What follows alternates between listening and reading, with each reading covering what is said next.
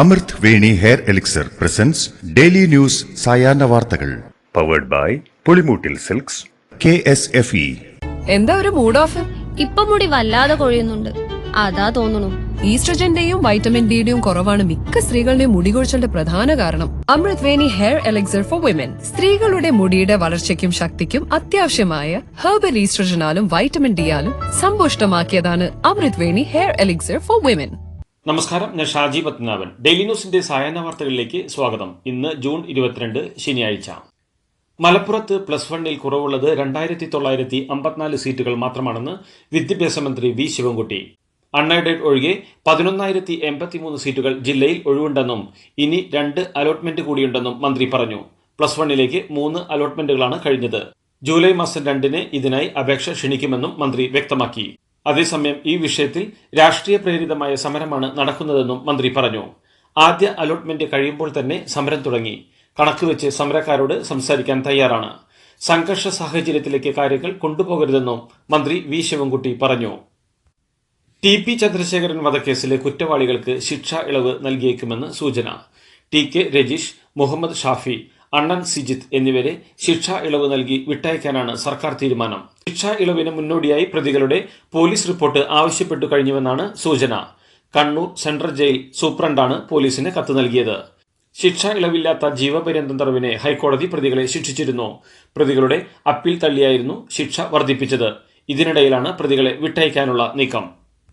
ഹൈക്കോടതി വിധിയെ മറികടന്ന് TP ചന്ദ്രശേഖരൻ വധക്കേസ് പ്രതികളെ വിട്ടയക്കാനുള്ള സർക്കാർ നീക്കം ഗുരുതരമായ കോടതിയെ ലക്ഷ്യമാണെന്ന് അദ്ദേഹത്തിന്റെ ഭാര്യയും MLAയുമായ KK രമ പറഞ്ഞു.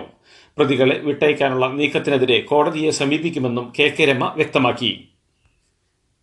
TP വധക്കേസിലെ പ്രതികൾക്ക് ശിക്ഷാ ഇളവ് നൽകാനുള്ള സർക്കാർ നീക്കം കേരളത്തിനോടുള്ള വെല്ലുവിളിയാണെന്ന് പ്രതിപക്ഷ നേതാവ് VD സതീശൻ ഇതിനെ ശക്തമായി എതിർക്കും. ശിക്ഷാ ഇളവ് കൊടുക്കരുതെന്ന് ഹൈക്കോടതി പറഞ്ഞ പ്രതികൾക്ക് ഇളവ് ശുപാർശ ചെയ്യാൻ ജയിൽ അധികാരികൾക്ക് എന്ത് അവകാശമാണുള്ളത്? ഇതിനെ രാഷ്ട്രീയമായും നിയമപരമായും നേരിടുമെന്നും സതീശൻ കൂട്ടിച്ചേർത്തു.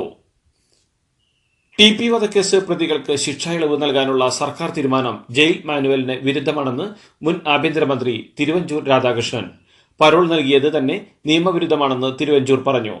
ജയിൽ നിയമം ലംഘിച്ചവർ കൂടിയാണ് പ്രതികളെന്നും CPMന്റെ തിരുത്തൽ ഇതാണെങ്കിൽ അടുത്ത തെരഞ്ഞെടുപ്പിനെക്കുറിച്ച് അവർ ആലോചിക്കേണ്ടെന്നും തിരുവഞ്ചൂർ രാധാകൃഷ്ണൻ പറഞ്ഞു. TP കേസ് പ്രതികളെ വിട്ടയക്കില്ലെന്ന് ജയിൽ മേധാവി ബൽറാം കുമാർ ഉപാധ്യായ വ്യക്തമാക്കി. സ്വാതന്ത്ര്യത്തിന്റെ 75ാം വാർഷികത്തിന്റെ ഭാഗമായി ജയിൽ മോചനത്തിന് പരിഗണിക്കാവുന്നവരുടെ പട്ടിക തയ്യാറാക്കിയപ്പോൾ 10 വർഷത്തിലേറെയായി ജയിലിലുള്ളവർ എന്ന രീതിയിൽ TP പ്രതികളും പട്ടികയിൽ വന്നതാണെന്നാണ് വിശദീകരണം. കണ്ണൂരിൽ വീണ്ടും സ്റ്റീൽ ബോംബ് കണ്ടെത്തി. കൂത്തുപറമ്പിലെ ആളൊഴിഞ്ഞ പറമ്പിലാണ് സ്റ്റീൽ ബോംബുകൾ കണ്ടെത്തിയത്. കൂത്തുപറമ്പ് പോലീസ് നടത്തിയ പരിശോധനയിലാണ് വഴിയരികിലെ പറമ്പിൽ നിന്ന് 2 ബോംബുകൾ കണ്ടെത്തിയത്. ഇവ ഉഗ്രശേഷിയുള്ളവയാണെന്ന് പോലീസ് അറിയിച്ചു. കിണറ്റിന്റെ അവിടെ ആമ്പിലാർ റോഡിന് സമീപമാണ് സംഭവം. പണ്ട് മുത്തശ്ശിയുടെ കല്യാണക്കഥ കേട്ട മുതലെയുള്ള ആഗ്രഹമാണ് അന്നത്തെ മുത്തശ്ശിയെ പോലെ എന്റെ കല്യാണത്തിന് എടുത്തൊരുങ്ങണമെന്ന്.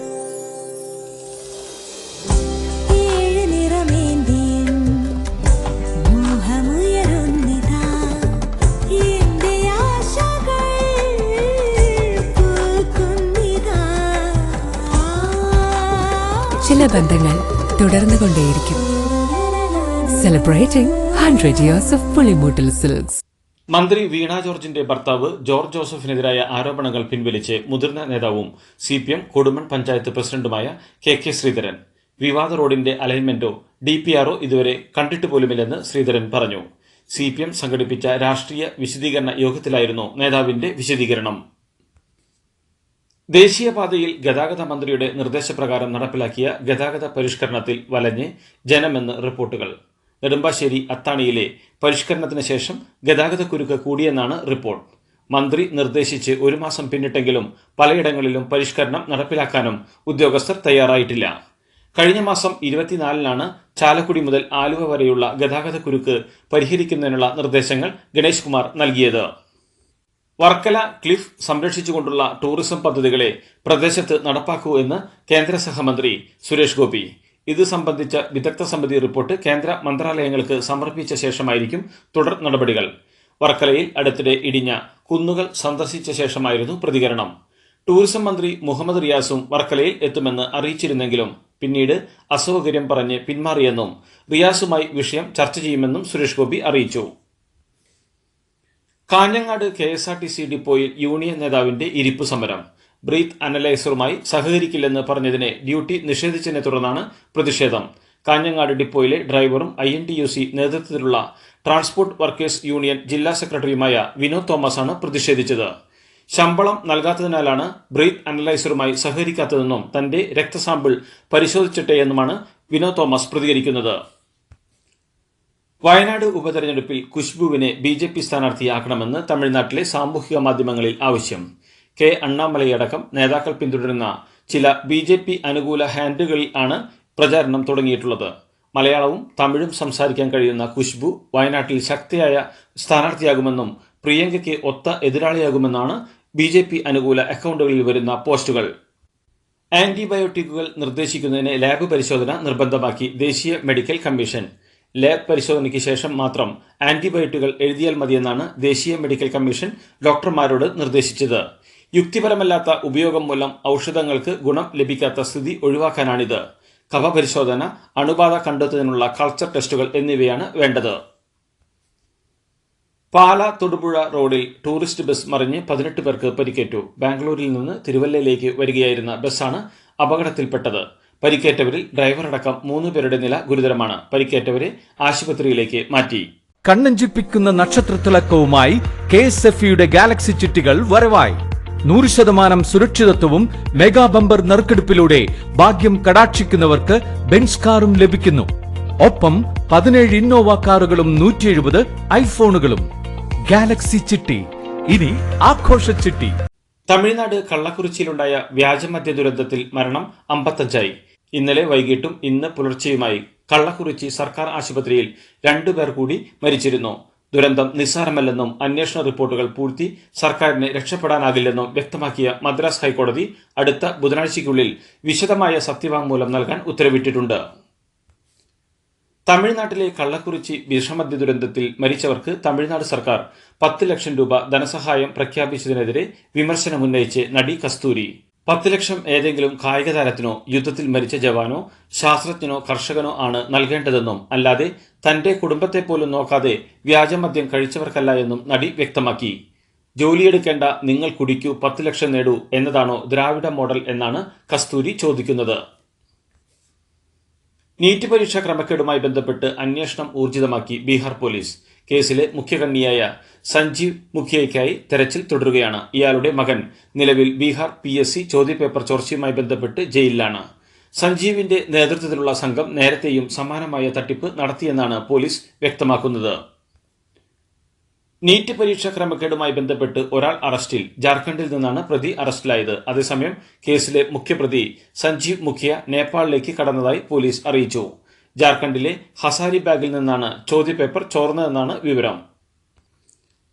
നീറ്റ് പരീക്ഷയിൽ ഗ്രേസ് മാർക്ക് ലഭിച്ച 1563 വിദ്യാർത്ഥികൾക്കായുള്ള പുനഃപരീക്ഷ പുതിയ കേന്ദ്രങ്ങളിലായി നാളെ നടക്കും. വിദ്യാർത്ഥികൾക്ക് പുതിയ സെന്ററുകളിലാണ് പരീക്ഷ നടത്തുക.